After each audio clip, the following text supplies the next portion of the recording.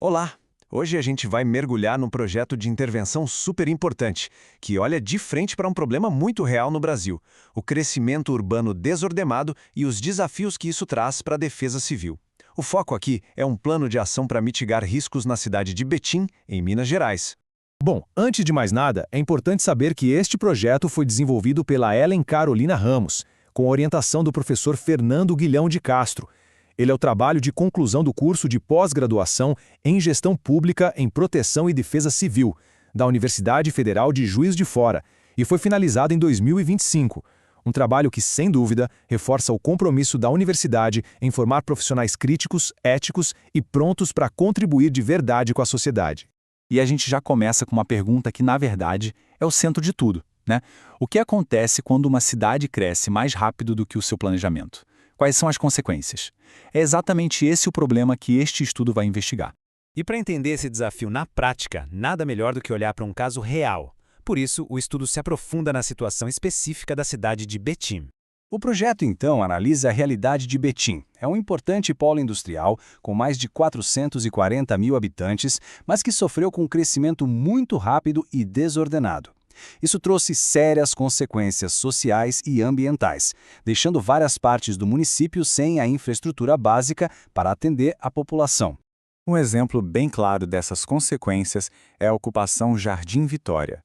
Essa comunidade começou a se formar de maneira irregular por volta de 2008.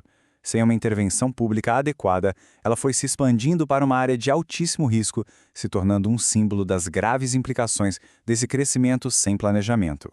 Fica claro, então, que a falta de planejamento urbano acaba virando uma bola de neve, né? A gente está falando de moradias precárias, falta de saneamento, dificuldade de acesso a serviços. Tudo isso cria um ciclo vicioso.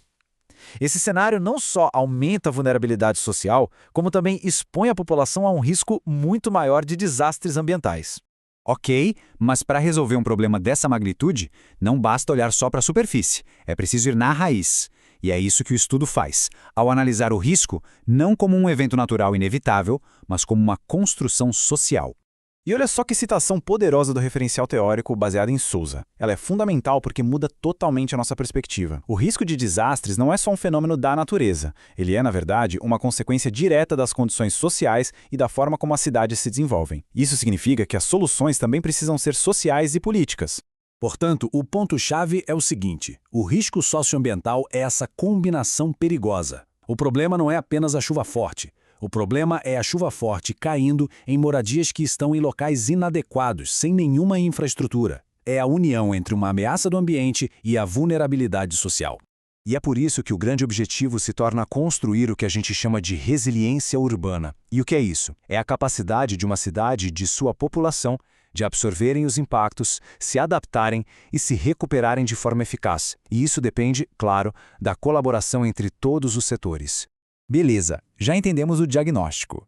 Mas como é que a gente sai da teoria e vai para a prática?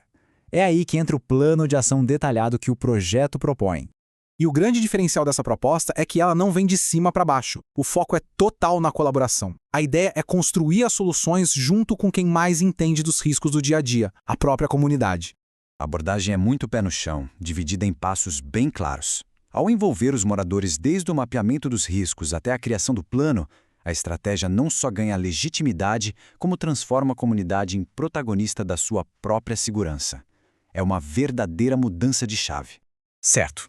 Depois de passar pelo problema, pelo diagnóstico e pela solução proposta, o que a gente pode tirar de lição disso tudo?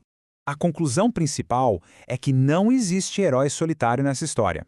A solução não está na mão de uma pessoa ou de um grupo só. A chave para reduzir o risco de desastres é essa integração entre o conhecimento técnico, as políticas públicas e, fundamentalmente, a participação da comunidade. E é muito importante destacar que isso aqui não é só um trabalho teórico. Como a própria autora Ellen Carolina Ramos ressalta, ele é um reflexo do compromisso e da dedicação diária de muitos profissionais que estão lá na linha de frente, trabalhando para proteger e servir a população. Por tudo isso, reconhecemos a altíssima qualidade e a relevância deste trabalho. Ele é um excelente exemplo de como a pesquisa acadêmica pode sim gerar soluções concretas para os desafios da gestão pública, servindo como um modelo valioso, não só para Betim, mas para muitas outras cidades. E para apoiar a difusão de conhecimento sobre como construir cidades mais seguras e resilientes, fica aqui o nosso convite. Sigam o nosso canal, curta este conteúdo e compartilhe. Levar essa informação a mais pessoas é um passo muito importante para fortalecer uma cultura de prevenção em toda a sociedade. Vale lembrar que este conteúdo é uma síntese automatizada, produzida com o apoio de inteligência artificial. Agradecemos a atenção.